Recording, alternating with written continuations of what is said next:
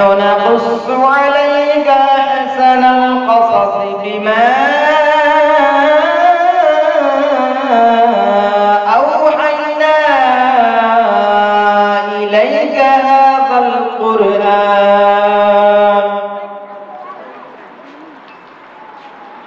وإن كنت من قبله لمن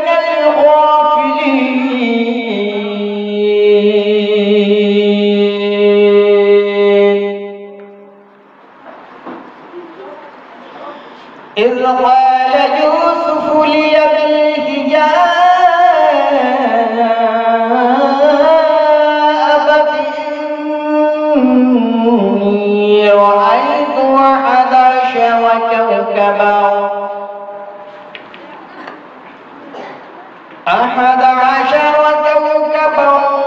والشمس والقمر رأيتهم لي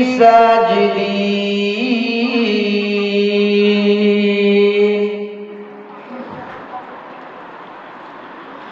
قال يا بني لا تقصص رؤياك على إخوتك فيكيدوا لك كيدا إن الشيطان للإنسان عدو